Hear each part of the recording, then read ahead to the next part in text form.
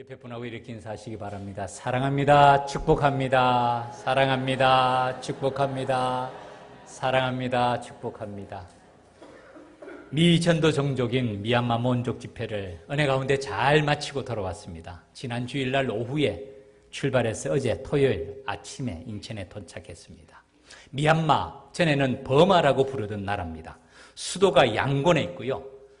이번에 방문한 몬족은 이 양곤에서 동쪽으로 있습니다. 지도를 준비했는데 한번 보시죠.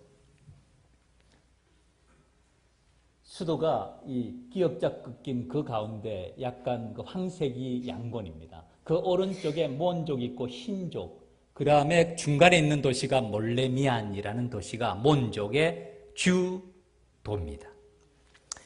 이 미얀마는 약 8개의 종족으로 구성된 국가입니다. 그리고 몬족은 그 가운데 5번째 부족입니다. 인구 통계표를 한번 보여주시죠. 제일 큰 부족은 버마족입니다. 약 67%. 그 다음에 5번째가 몬족입니다. 120만 정도라고 보는데 그냥 100만 정도라고 보면 될 것 같습니다. 이 몰레미안이라는 도시는 양곤에서 고속버스로 약 6시간 반 정도를 달려야 됩니다. 상당히 먼 거리죠. 그리고 이 100만 명 정도의 몬족 가운데 크리스천들은요, 약 3,000명 정도 됩니다. 100만 명 중에 1%라면 10,000명이지 않습니까? 5%라면 5,000명인데 채 되잖아요. 이 몬족 교단에 총 16개 교회가 소속이 되어 있습니다. 그 가운데 가장 큰 교회 중에 하나가 웻둔자옹 교회, 땀뿌세아 교회, 인생 교회들인데 가장 큰 교회가 350명 내지 400명 정도 되는 교회들. 그런 교회가 4개 정도 되고 나머지는 100명 이하 교회들입니다. 0.3%, 잘 잡아야 0.3%, 0.5% 정도 되는 교회. 그 가운데서도 이 몬족은 특별히 불교가 강한 지역입니다. 몰레미안 교회가 산 중턱에 있는데요. 그 산 위에도 웅장한 불교 사원들이 많이 늘어서 있는 것을 봤습니다. 그리고 이 몰레미안이라는 이 도시 곳곳에 엄청난 불탑들이 금빛으로 세워져 있는 많은 불상들이 있고요. 밤을 보면 휘황찬란한 곳은 그곳밖에 없습니다. 참 그 가운데서도 작은 숫자지만은 보석 같은 믿음의 형제들이 이곳에서 신앙을 지키며 믿음의 생활을 하고 있구나 하는 생각으로 참 가슴 뜨겁게 함께 만나고 말씀을 나누었습니다. 이번 집회에는 총 16개 주에 속한 교회 가운데서 13교회가 참여했습니다. 목회자와 평신도 지도자들이 다 참여했습니다. 주제는 교회의 하나됨이었어요. 비록 교회는 작지만 이 교회의 역사는 우리나라 역사보다 더 오래됐습니다. 200년의 역사를 가지고 있습니다. 그 긴 역사 가운데 교회 안에서도 크고 작은 일들이 많이 있지 않겠습니까? 에베소서 4장 3절 말씀이 주제였습니다. 성령의 하나 되게 하신 것을 힘써 지키라. 교회가 먼저 하나가 되어야 됩니다. 그리고 그 다음에 주님이 주신 사명과 비전을 바라보고 함께 나아갈 수가 있습니다. 맨 마지막 날에는 교회가 하나 된과 동시에 우리 몬족 교회가 감당해야 될 사명이 무엇인지를 생각했습니다. 토론의 주제는 한 가지였습니다. 1% 미만의 몬족 그리스도인들이 99%의 불신자들, 사실은 이 불신자들은 열심히 있는 불교도들이에요. 이들에게 어떻게 복음을 전할 수가 있는가를 놓고 같이 기도하며 의논했습니다. 하나님께서 때가 되면 이 몬족 교회를 통해서 이 몬족뿐만 아니라 미얀마에 새로운 부흥의 불길을 일으켜 주시기를 간절히 기도합니다. 이 일을 위해서 최선 교사님 4분 수고하고 있고요. 우리 교회가 미전도 종족 스리랑카, 미얀마 마음을 다해서 돕고 있습니다. 여러분은 계속적인 기도의 지원을 바랍니다. 오늘 말씀의 제목이 제자의 사명 2번째 시간입니다. 말씀드린 대로 1% 미만의 몬족들이 나머지 99%의 몬족을 바라보면서 우리의 사명은 무엇인가? 사실은 이 주제를 말씀하면서 제 마음속에는 우리 교회, 우리 한국 교회가 가슴에 있었어요. 우리 한국에 지금 20%가 안 된다고 말하지 않습니까? 한때는 25%였다고 말하는데 지금은 20%, 18% 정도로 봅니다. 20%의 크리스천들이 80%의 우리 불신자들에게 어떻게 복음을 전해야 됩니까? 우리의 사명 아닌가요? 특별히 우리 젊은 세대, 다음 세대, 우리 중고등학생들은 자주 말씀드리지만 미전도 종족이라고 말해요.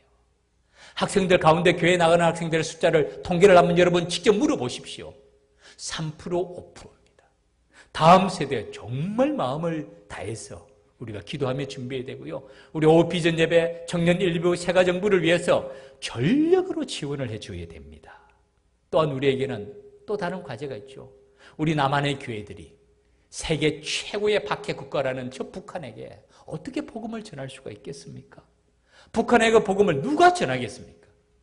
1% 미만의 민족들이 99%의 민족에게 복음을 전해야 될 사명이 그들에게 있습니다. 우리가 가서 그들에게 복음을 전할 수가 있겠습니까? 문화와 언어가 그렇게 다른데요. 그들의 사명입니다. 북한의 민족들에게 누가 복음을 전하겠어요? 미국 사람이 와서? 영국 사람이 와서 복음 전할 수가 있습니까? 우리의 사명입니다. 우리도 동일한 사명을 가지고 있습니다. 그것이 제자의 길입니다. 오늘 누가복음 9장은 이 제자의 길에 대해서 3단계로 설명을 하고 있습니다. 제1단계가 예수가 누구인지를 바르게 아는가라는 질문을 합니다. 오늘 본문 이전에 사실은 오늘 본문 그 앞에 18절의 말씀입니다. 18절 우리 같이 한번 읽어보겠습니다. 누가복음 9장 18절 말씀 같이 읽겠습니다. 시작. 예수께서 따로 기도하실 때에 제자들이 주와 함께 있더니 물어 이르시되 무리가 나를 누구라 하느냐. 아멘. 예수님께서 제자들에게 물어보십니다. 무리들이 나를 누구라느냐. 왜냐하면 그 앞에 장면에서 예수님께서는 5,000명을 먹이시는 일을 보여주십니다. 떡 5개와 물고기 2마리,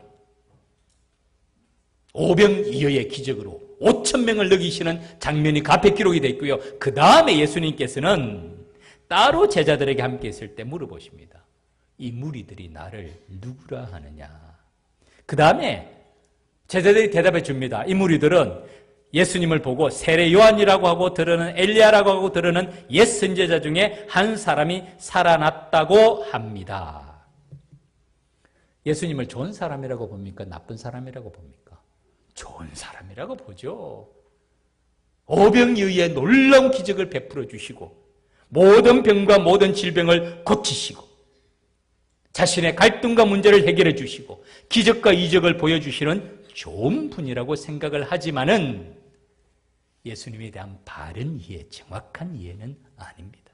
이것이 무리들의 한계예요. 그 다음에 예수님께서는 제자들에게 다시 한번 물어보십니다. 예수께서 이르시되 너희는 나를 누구라 하느냐. 똑같은 질문이잖아요. 무리는 나를 누구라 하느냐 라는 대답을 듣고 난 다음에 예수님께서는 제자들에게 너희는 나를 누구라 하느냐. 베드로가 대답합니다. 오늘 본문에서는 베드로가 대답하여 이르되 하나님의 그리스도 신이다. 짧게 대답합니다. 매우 요약된 대답을 누가복음은 기록하고 있는데요. 마가복음에서는 똑같은 본문을 좀 더 자세하게 기록하고 있습니다. 찾아볼 필요가 있습니다. 한번 찾아보시죠. 마태복음 16장 말씀입니다. 마태복음 16장 13절부터 20절까지 말씀입니다. 자막을 준비했습니다. 그것은 13절과 15절 말씀입니다. 우리 같이 한번 읽겠습니다. 시작. 예수께서 빌립보 가이사라 지방에 이르러 제자들에게 물어 이르시되 사람들이 인자를 누구라 하느냐. 이르시되 너희는 나를 누구라 하느냐. 아멘. 동일한 질문을 두 가지 던지시죠. 여기서는 마태복음에서는 사람들이 인자를 누구라 하느냐. 누가복음에서는 무리가 나를 누구라 하느냐. 그 다음에 두 번째는 너희는 나를 누구라 하느냐. 대답은 동일합니다. 사람들은 예수님을 세례 요한, 들으는 엘리야, 마태복음에서는 예레미야라는 이름이 한 번 더 기록됩니다. 그리고 선지자 중에 하나라 하더이다. 같은 사본이에요. 같은 내용입니다. 예수님께서는 이들에게 한 걸음 더 나아와 제자가 되기를 바라시죠. 그 대답이 베드로의 대답입니다. 베드로의 대답이 이렇게 말합니다. 주는 그리스도시요 살아계신 하나님의 아들이십니다. 누가복음에서는 주님은 그리스도십니다. 보다 자세하게 주는 그리스도시요 기름 부음을 받은 자요 메시아요 구원자요 뿐만 아니라 선지자 중에 한 사람이 아니라 하나님의 아들이십니다. 이 대답을 듣고 예수님은 크게 기뻐하십니다. 바요나 시몬아 내가 복이 있도다. 이를 내게 알게 하니는 혈육이 아니요 하늘에 계신 내 아버지시니라. 이 말은 지식적인 깨달음, 공부해서 깨달은 것이 아니라 성령의 감동하심으로 계시적인 지식을 그에게 준 것임을 말씀합니다. 그리고 그 다음에 주님의 말씀입니다. 또 내가 네게 이르노니 너는 베드로라. 이 말은 페트로스, 반석이라는 뜻입니다. 그 다음에 설명합니다. 내가 이 반석 위에 신앙의 고백, 베드로의 신앙 고백 위에 내 교회를 세우리니. 이 교회론의 첫 번째 말씀이에요. 신약에 나오는 교회라는 단어의 첫 번째가 여기 등장하는 말씀입니다. 주님께서는 내 교회를 세우겠다고 명확하게 말씀합니다. 그리고 교회의 권위와 사명을 주십니다. 음부의 권세가 이기지 못하며 천국 열쇠를 내게 주며 땅에서 매면 하늘에서도 맬 것이요 땅에서 불면 하늘에서도 풀리리라. 사랑하는 믿음의 가족 여러분, 교회란 무엇입니까? 우리가 신앙생활을 하면서 끊임없이 던져야 되는 질문이 바로 이것입니다. 왜냐하면 신앙생활을 하면 할수록 타성에 젖기 쉬워요. 타성에 젖기 쉽습니다. 교회의 본질, 주님께서 교회를 세우신 목적을 생각하기보다는 그냥 일상적인 종교인으로 살아가기가 쉽습니다. 그래서 끊임없이 우리는 우리 자신에게 교회란 무엇인가, 그리고 제자의 사명은 무엇인가를 깊이 생각해야 됩니다. 그리고 그의 역할과 제자의 사명은 여기서부터 출발합니다. 교회란 바른 신앙의 고백 위에 세워진 제자들의 모임입니다. 교회의 머리는 그리스도 주님이십니다. 내 교회를 세우겠다고 명확하게 말씀하십니다. 우리 노회에서도요, 교회 이름이 주님의 교회라는 교회가 꽤 됩니다.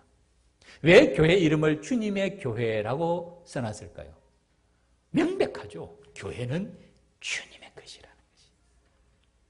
교회의 머리 되시는 주님을 따르고 그 주님이 주신 사명을 이루는 것이 교회라고 말합니다. 뉴욕에 가면 리디머 프레스비테리안 처치라고 있습니다. 팀 켈러 목사님이 약 20년 전에 개척했는데요. 이 리디머 교회를 통해서 뉴욕의 인구 가운데서 약 크리스천의 비율이 정확하진 않습니다. 일반적으로 말하기를 5%가 더 높아졌다고 말합니다. 대단한 숫자죠.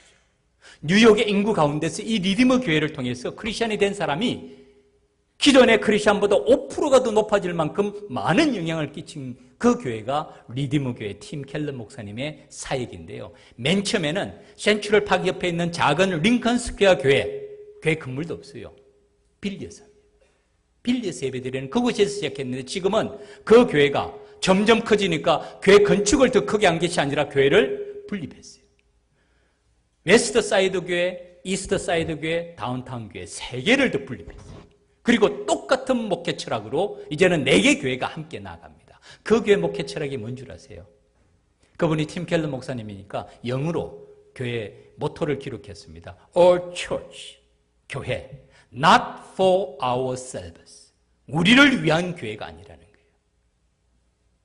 이 교회는 우리를 위한 교회가 아니라 but for the people who don't like church. 불신자들, 교회를 좋아하지 아니하는 사람을 위해서 우리는 서 있다는 거예요.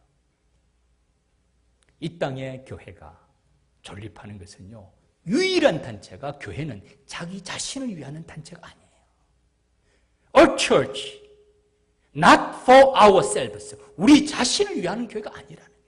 But for other people who don't like church. 교회를 좋아하지 아니하는 사람, 교회를 비판적인 사람에게 복음이란 무엇인지를 보여주고 하나님의 사랑이 무엇인지를 보여주고 그들에게 예수 그리스도의 손과 발이 되는 그것이 교회의 사명이라는 거예요. 그리고 그 교회 20년 전에 팀 켈러 목사님이 개척하는 다음에 같은 목회 철학을 가진 교회들이 이 땅에 많아집니다. 사랑하는 믿음의 가족 여러분, 믿음의 생활을 하면 할수록 주님의 뜻을 따르기보다는 사실은 사람은 자기 생각으로 신앙생활을 하기가 참 쉽습니다. 그게 인간의 본성이에요. 그것을 우리는 종교인이라고 부릅니다. 거룩한 모습이에요. 그러나 본질은 그 마음에 주님께서 하신 이 말씀, 내 교회를 세운다. 그리고 내가 준 사명을 수행하라. 그것이 교회입니다. 몬족 집회의 주제가 교회의 하나됨이었다고 말씀을 드렸죠. 그 교회도 오랜 역사 가운데 크고 작은 많은 분열이 있었을 겁니다.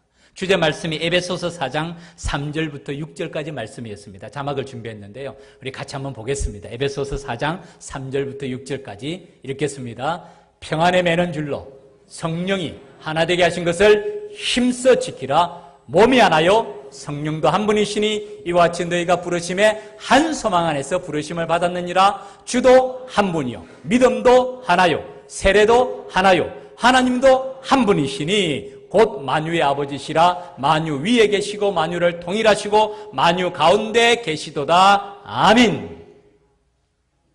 평안에 매는 줄로 성령께서 하나 되게 하신 것을 힘써 지키라. 그리고 하나라는 말이 몇 번이나 나올까요? 몇 번이나 나올까요? 5번과 2번, 7번. 하나가 되라. 하나가 되라. 두 가지 비유로 이 하나됨의 의미를 설명할 수 있습니다. 성경은 첫째로 몸의 비유를 들어서 설명합니다. 고린도전서 12장 12절과 25절, 27절 말씀이 몸에 대한 비유예요. 우리의 몸처럼 하나 되라라는 말씀이 고린도전서 12장 많은 문맥이지만 그 가운데 두 구절만 찾았습니다. 한번 같이 읽어봅시다. 시작. 몸은 하나인데 많은 지체가 있고 몸의 지체가 많으나 한 몸임과 같이 그리스도도 그러하니라. 교회가 그리스도의 몸이며 몸처럼 하나가 되라는 말씀이죠. 25절, 26절, 27절 같이 읽겠습니다. 몸 가운데 분쟁이 없고 오직 여러 지체가 서로 같이 돌보게 하셨느니라. 만일 한 지체가 고통을 받으면 모든 지체가 함께 고통을 받고 한 지체가 영광을 얻으면 모든 지체가 함께 즐거워하느니라. 너희는 그리스도의 몸이요 지체의 각 부분이라.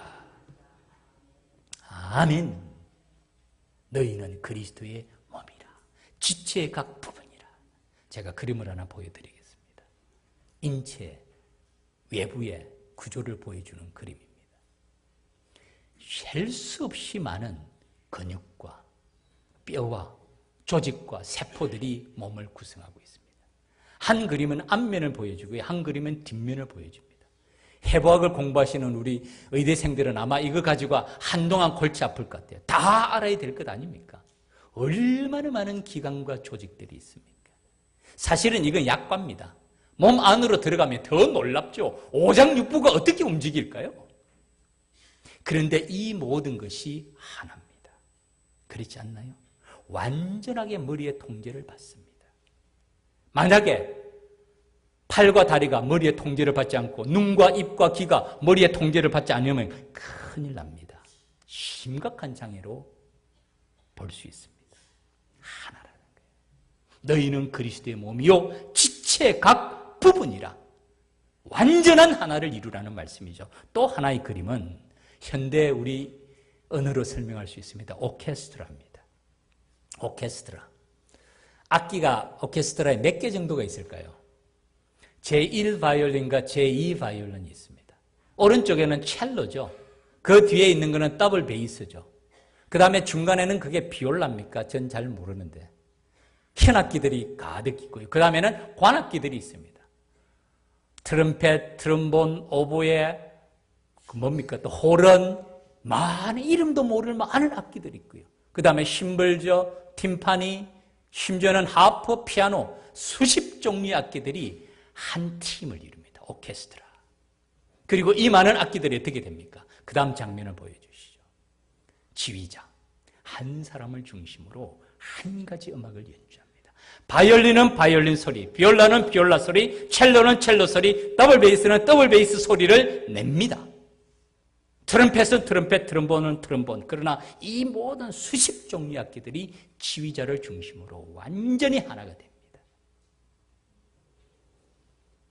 통일성, 유니티, 다양성, 다이버시티, 그리고 조화성, 하모니가 이루어져요. 그것이 오케스트라고 그것이 오케스트라보다 더 복잡한 우리의 몸입니다. 교회란 머리 대신 그리스도께 대한 완전한 순종을 말합니다. 이곳에 계신 우리 모든 믿음의 가족들, 성령께서 하나 되게 하신 것을 힘써 지키라. 우리는 개성과 인격이 다 다릅니다. 어떤 사람은 바이올린, 어떤 사람은 비올라, 어떤 사람은 첼로, 어떤 사람은 더블 베이스의 소리를 내지만은 성령께서 교회의 머리가 되시고 하나가 되셔서 한 목적을 가지고 한 마음으로 나아가는 것이 교회라라고 말씀을 합니다. 주님께서는 내 교회를 세운다고 말씀합니다. 우리의 사명이 무엇입니까? 주님의 교회를 세워가는 것 아닙니까? 주님이 주신 사명을 이루는 것 아닙니까? 주님이 누구신가? 착한 사람, 좋은 사람, 그 차원을 넘어섭니다. 주는 그리스도시요 영원한 우리의 주님이시오 살아계신 하나님의 아들이십니다. 이것이 제자의 출발점이 됩니다. 두 번째 단계는 예수님께서는 그 다음에 제자가 가야 될 길에 대해서 말씀을 하십니다. 오늘 읽은 본문이 바로 그 말씀입니다. 아무든지 나를 따라 오려거든 자기를 부인하고 날마다 제 십자가를 지고 나를 따를 것이니라. 사실은 이 주제에 대해서는 지난 시간 제자의 사명을 생각했죠. 그 다음에 말씀입니다. 그 다음에 이렇게 말합니다. 누구든지 제 목숨을 구원하고자 하면 잃을 것이요 누구든지 나를 위하여 제 목숨을 잃으면 구원하리라. 만일 사람이 온천하를 얻고도 자기를 잃든지 빼앗기든지 하면 무엇이 유익하리요?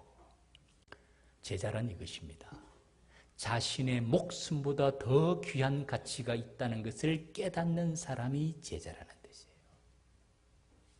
자신의 목숨보다 더 귀한 가치가 무엇이 있습니까? 예수님께서도 이 목숨의 가치를 아십니다. 사람이 만일 온 천한을 얻고도 자기를 잃든지 빼앗기든지 하면 무엇이 유익하리요? 그렇지 않습니까? 온 천하와도 바꿀 수 없는 것이 내 목숨입니다. 주님도 이 목숨의 가치를 알고 계세요. 그런데 이 목숨을 누구든지 제 목숨을 구원하고자 하면 잃을 것이요 나를 위하여 누구든지 나를 위하여 제 목숨을 잃으면 구원하리라. 제자란 우리 자신의 목숨보다 더 귀한 가치가 있다는 것을 아는 사람이 제자입니다. 우리가 방금 부른 찬양 주 예수보다 더 귀한 것은 없네. 이 세상 어떤 부귀영화와도 바꿀 수 없네. 영원히 죽을 수밖에 없는 나를 대신해서 돌아가신 그 놀라운 사랑 잊지 못해 세상 즐거움 다 버리고 세상 자랑 다 버리고 자기를 부인하고 날마다 제 십자가를 지고 주 예수보다도 더 귀한 것은 없습니다. 주 예수보다 더 귀한 것은 없습니다. 이 세상 행복과 바꿀 수 없습니다. 유혹과 핍박이 몰려와도 주님을 섬기는 내 마음은 변치 않아요. 세상 즐거움 다 버리고 세상 자랑 다 버리고 오직 주 예수보다도 귀한 것은 없다는 것을 알고 그 길을 걸어갑니다. 이것이 제자의 고백이라는 것입니다. 존 헤론 선교사님을 기억하십니까? 테네시 의대를 수석으로 졸업했을 뿐만 아니라 졸업하기 전에 모교로부터 인정받아서 교수의 자리를 제안받은 사람입니다. 지난 시간에 말씀드렸잖아요. 장래가 촉망되는 사람. 얼마나 영광스러운 일이에요. 그 학교가 설립된 일에 가장 최고의 점수를 받을 만큼 교수들의 인정을 받으면서 졸업하자마자 교수로 청빙을 받을 만큼 뛰어난 사람임에도 불구하고 주님의 부르심의 사명을 위하여서 걸어갑니다. 미얀마 선교의 시작은 아도니람 저드선 선교사로부터 시작합니다. 이분은 미국이 최초로 해외 파송한 침례교 선교사입니다. 그래서 사실은 이 몬족이 침례교단입니다. 이분이 세운 1827년에 세운 교회가 몰레미안에 있었어요. 제가 작년에 방문했을 때도 그 교회가 있었습니다. 몬족 교단의 바로 대각선 건너편에 있는 건물이 이 건물인데요. 이 미얀마는 우기와 건기가 있는데 지금은 우기입니다. 엄청나게 비가 내리더라고요. 그러다 보니까 온 건물에 이끼로 가득 차 있어요. 제가 작년에 방문했을 때 이 아도니람 저드슨이 세운 교회, 1827년에 세운 교회는 폐허였어요. 사용하지 않았습니다. 온 건물이 이끼로 가득 차 있는데 이번에 가니까 재건축, 복음공사를 하고 있더라고요.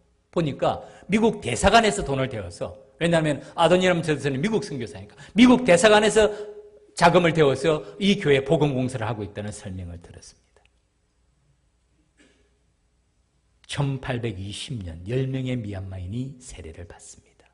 우리나라에 복음이 전파된 것은 정식으로 1885년 언더우드 아펜젤러라고 보지 않습니까? 1885년인데 1820년에 10명의 미얀마인이 아도니람 저드슨으로부터 세례를 받았습니다. 그로부터 2년 뒤 1826년 아내와 딸은 이 미얀마의 풍토병으로 하나님의 부름을 받습니다. 아도니람 저드슨이 얼마나 상심했겠습니까? 2년간 우울증에서 헤어나지를 못합니다. 그 이후에 힘을 회복하고 양곤에 또 교회를 세우고 이제 다시 재혼을 합니다. 그런데 그 아내도 1845년에 세상을 떠납니다.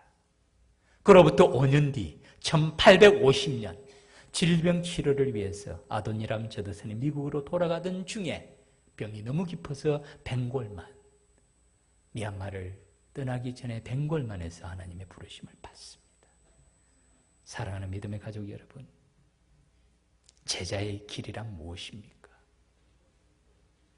누구든지 제 목숨을 구원하고자 하면 잃을 것이요 누구든지 나를 위하여 제 목숨을 잃으면 구원하리라. 목숨보다도 더 귀한 가치가 있다는 것을 아는 사람이 제자입니다. 예수님께서는 원수를 사랑하라고 말씀하시는데 제자의 길을 말씀하시면서 뭐라고 말씀하십니까? 누가복음에서 그 자매와 형제와 처자와 자식을 나보다 더 미워하지 아니하면 내게 합당하지 아니하다고 말씀하시죠. 마태복음에서는 마태복음 17장 마태복음 10장 37절, 38절, 39절 세 구절 말씀 자막을 준비했습니다. 같이 한번 읽겠습니다. 마태복음 10장 37, 38, 39 우리 한 목소리를 같이 읽읍시다. 시작. 아버지나 어머니를 나보다 더 사랑하는 자는 내게 합당하지 아니하고 아들이나 딸을 나보다 더 사랑하는 자도 내게 합당하지 아니하며 또 자기 십자가를 치고 나를 따르지 않는 자도 내게 합당하지 아니하니라. 자기 목숨을 얻는 자는 잃을 것이요 나를 위하여 자기 목숨을 잃는 자는 얻으리라. 아멘. 제자란 자신의 목숨보다 더 귀한 가치가 있다. 제자란 아버지나 어머니, 나의 가족, 아내, 자녀보다도 더 귀한 가치가 있다는 것을 아는 사람이에요. 아버지와 어머니, 아내와 자녀를 버리라는 말씀이 아니에요. 더 귀한 가치를 깨닫는 사람, 그 영원한 가치를 아는 사람이 제자라는 것입니다. 이런 제자들에게 약속하신 마지막 세 번째 단계는 영광의 단계입니다.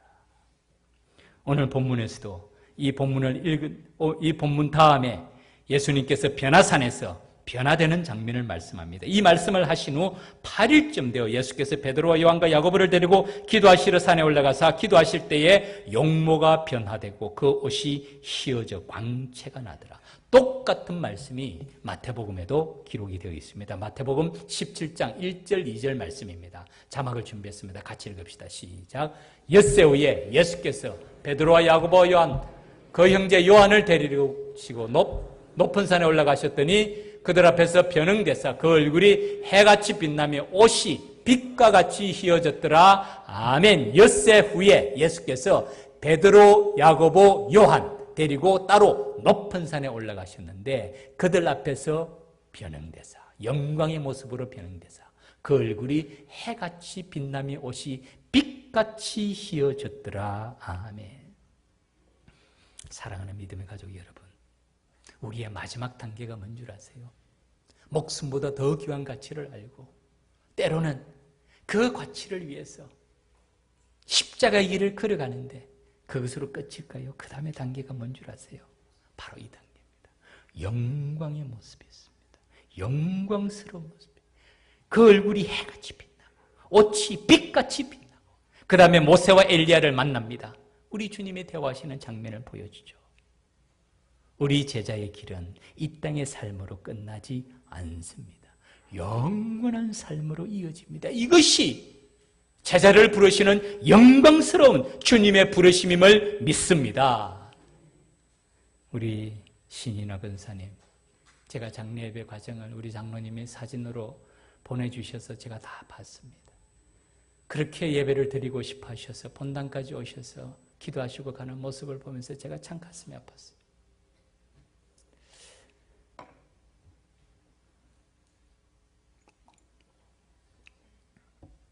같이 예배를 드리고 우리 유족들 오남인제 유족이 계시더군요. 같이 예배를 드리고 권사님의 마지막 가는 모습을 보내드렸으면 더 좋았을 텐데 하는 아쉬움이 남았습니다. 오늘 우리 문영숙 집사님의 장례 예배가 시작이 됩니다.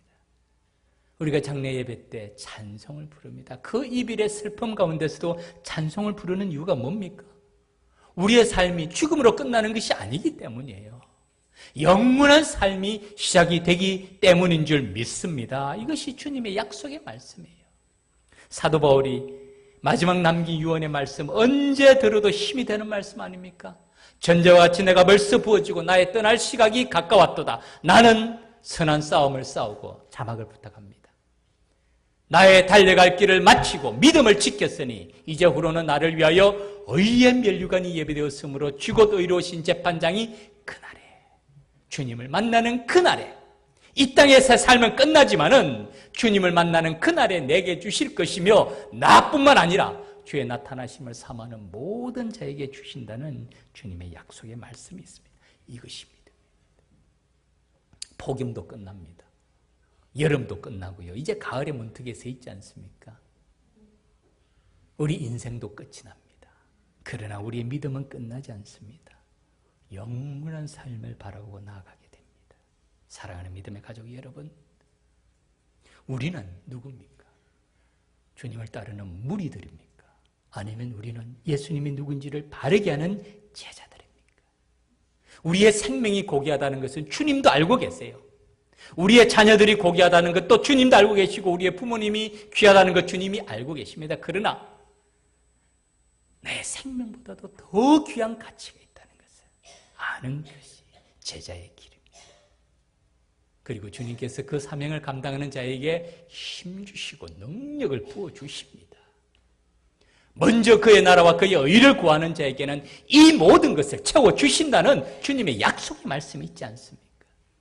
약속의 말씀 붙잡고 이 땅의 삶이 끝나는 그날이 있지만 그것이 끝이 아니라 영원한 영광의 소망을 바라보면서 우리의 믿음의 걸음을 힘있게 걸어가는 저와 여러분의 제자의 걸음이 되기를 주님의 이름으로 축원합니다. 기도드리겠습니다.